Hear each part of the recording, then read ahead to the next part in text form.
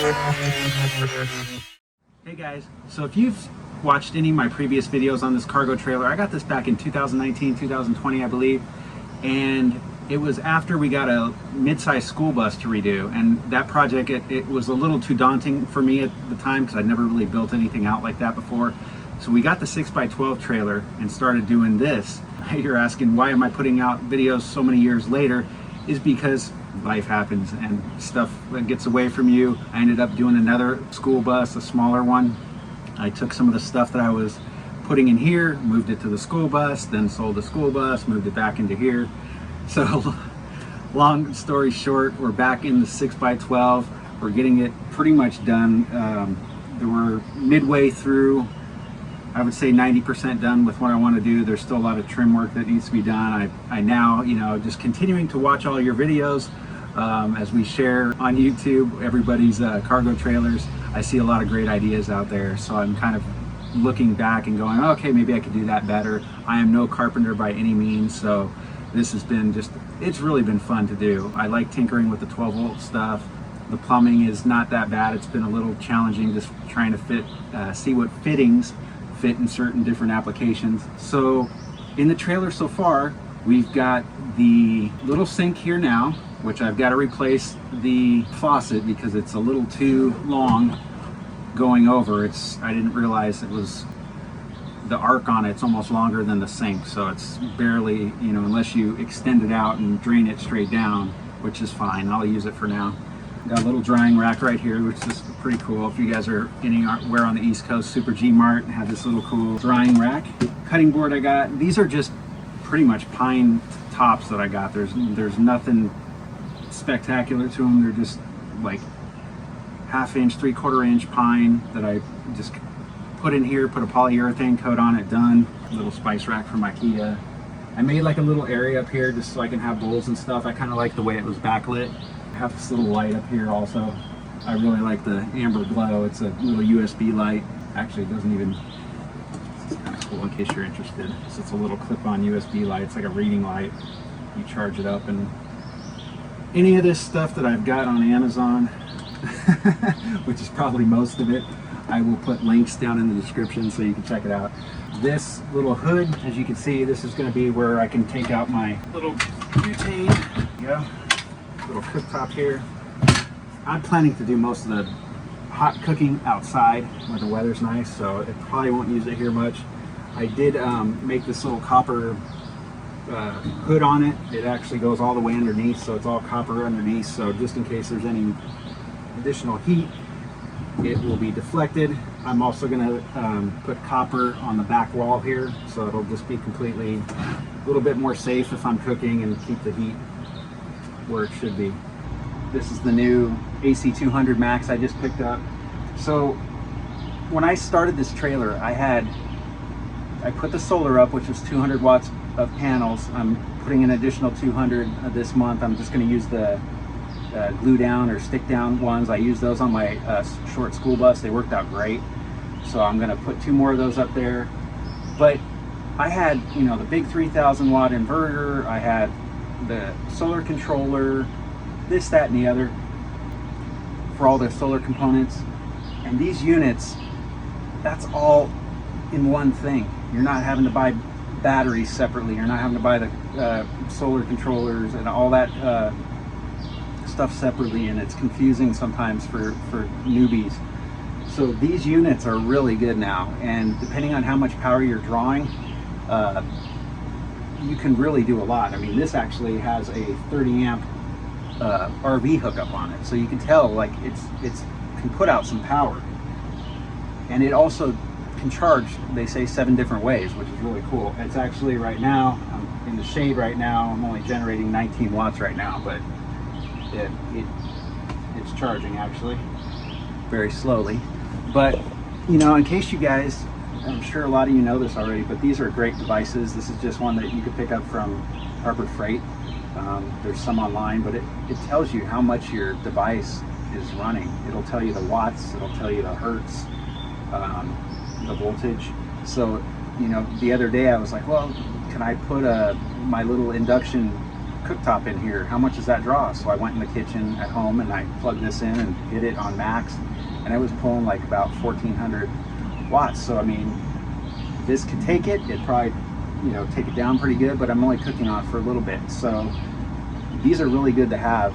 Just keep one with you, or test stuff at home before you go out, and just know how much certain devices are going to take to use. I've got a little freestanding AC unit in here. The vent is not situated right now, so I've got maybe 80% flow through on this right now. It is vented through the floor of the trailer. That thing pulls like maybe 600-700 watts.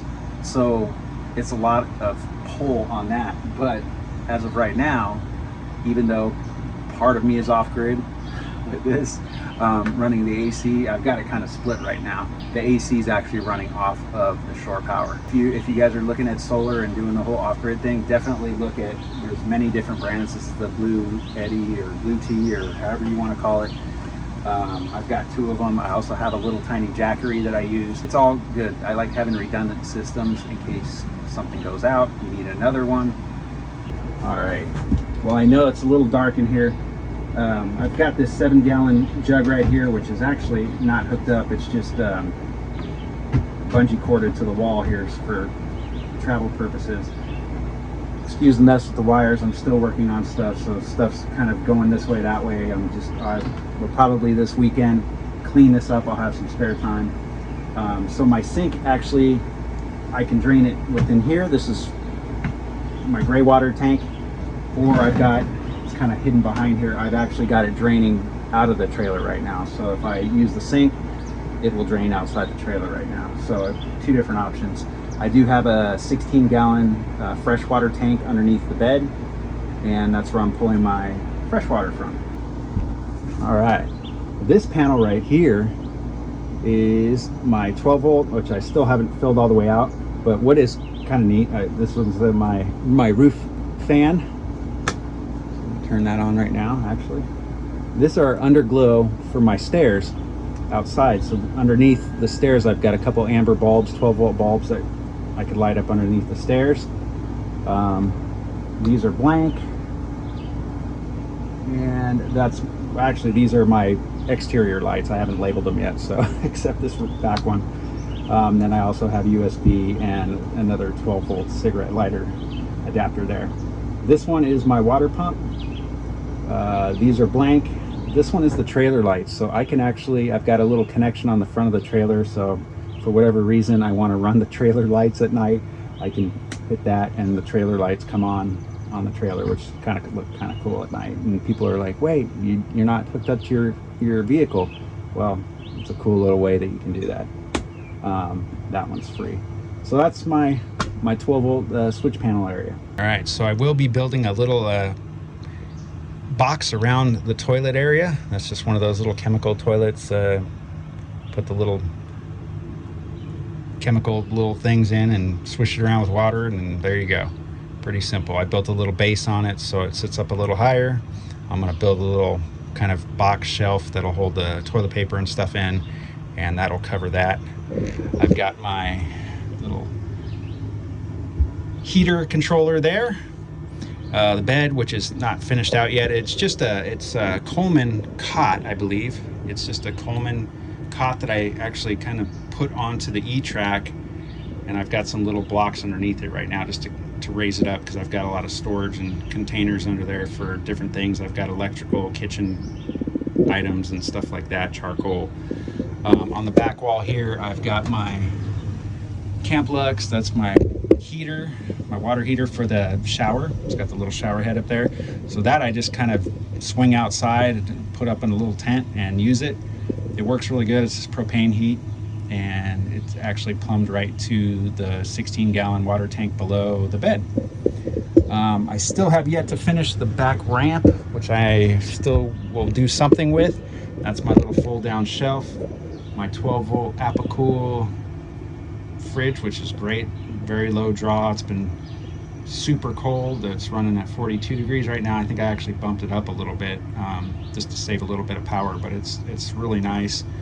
And a little Craftsman container there. I just some other stuff I just got to sort through this weekend and get tidied up. But we had my little Honda Ruckus motorcycle in here that we carted here. Again, we got the little E-track mount on both sides, and you can't see it on this side, but it is on that side, and I can tie down whatever inside safely.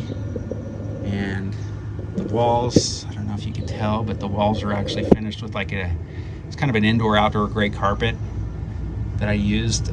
We did insulate the roof and the walls with I believe it was inch foam at the time, and it definitely stays decent in here, which is nice. Using this material too, you can actually use Velcro to put your decor up. So I just have little pieces of Velcro on the back of those pictures there, and that's what holds it. I'll probably get some more of these baskets for storage. I like these. I'm gonna make some new curtains. This is temporary curtains. We've got a couple of just regular windows there. But we will get that fixed up here. What else? These little, I have not finished the underneath of these cabinets yet, so I've got to put the bottoms in still. That'll be probably next week when I get home. Get that done. This is very rudimentary carpentry work by myself. This is a tongue box I got on Amazon. It's really nice. I got my diesel fuel tank inside, and you can put whatever else you want in here. It's got some storage. I got some tie downs and some stuff. I've got actually some cardboard from some project that I just wedged in there to keep it from moving around. So yeah, diesel only. And that's my heater fuel and extra storage. I made these little awnings for the windows just to kind of keep a little bit of the rain out of aluminum. I just bent them at work, and they work pretty good. And this little plug is what I was telling you about. So I kind of made an extra connection that goes back inside, and it runs back into the switch at that 12-volt panel. So this is what essentially loops back on itself to power the trailer lights at night. Pretty easy project. You can find those online, those little adapters. 2 different ports for 110 going in. I've got this one's just operating the AC right now. This one's free. It's not wired for 30 amp or anything like that. It just goes right into my Blue Yeti or my power strips to run the 110. Just keeping it simple. So that's the camping spot for the weekend. Thanks for coming along.